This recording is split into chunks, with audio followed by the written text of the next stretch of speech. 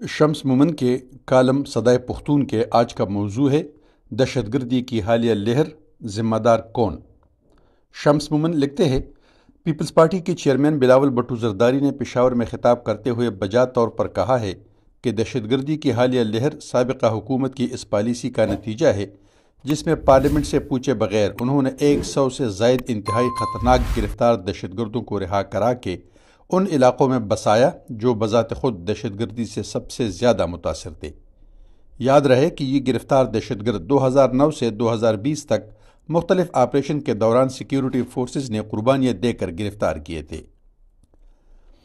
دوسری جانب پاکستان کو مطلوب دہشت گردوں کی اس سے بھی بڑی تعداد افغان طالبان نے اس وقت رہا کر دیا تھا جب 2.5 سال قبل انہوں نے کابل پر قبضہ کیا اور ان تمام قیدیوں کے لیے جیلوں کے دروازے کھول دیے جو اشرف غنی دور میں مختلف جرائم کی بنیاد پر گرفتار کیے گئے تھے۔ اب نگران حکومت اور فوجی اسٹیبلشمنٹ نے مل کر دہشت گردوں کے حوالے سے سخت پالیسی اپنا کر مذاکرات کے دروازے بند کر دیے ہیں اور دہشت گردوں کے خلاف سخت اقدامات اٹھانا شروع کر دیے ہیں۔ جگہ جگہ آپریشن جاری ہے اور ISPR سے جاری ہونے والی معلومات کے مطابق 2023 کے دوران 24,000 آپریشن کیے گئے جس میں اب تک 5,500 دہشت گردوں کو مارا گیا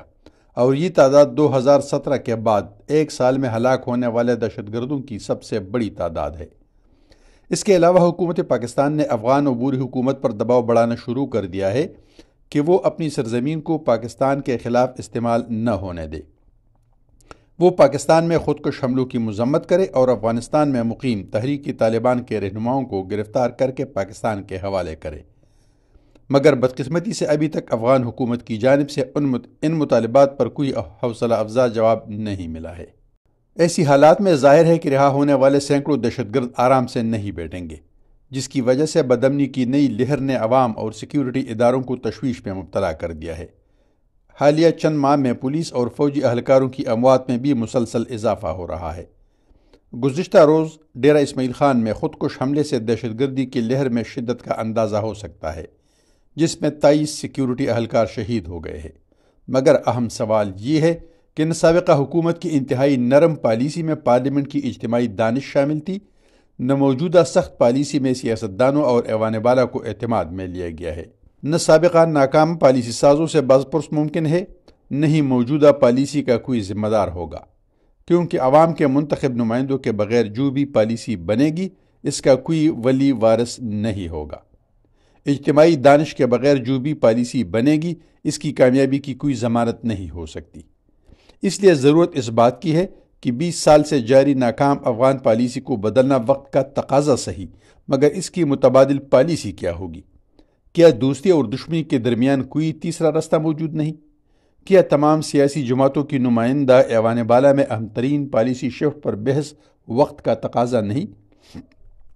بندہ ناچیز کی رائے میں پاکستان کی افغان پالیسی پہلے بھی غلط تھی جس کو بدلنا ضروری تھا، مگر اب جس بے ربط اور تیز رفتاری کے ساتھ نئی پالیسی کو اپنایا جا رہا ہے اس کے نتائج بھی خوشکن نہیں ہو سکتے۔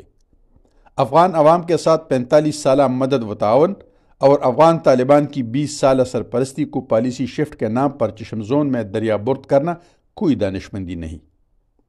گزارش یہ ہے کہ اس بڑی پالیسی شفٹ پر عمل درآمد سے پہلے یا تو موجودہ ایوان بالا کی اجتماعی دانش سے فائدہ اٹھا کر ان کے ذریعے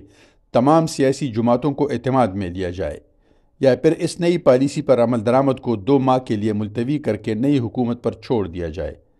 تاکہ نئی پالیسی کی کامیابی یا ناکامی کے ذمہ داران قوم کو معلوم ہو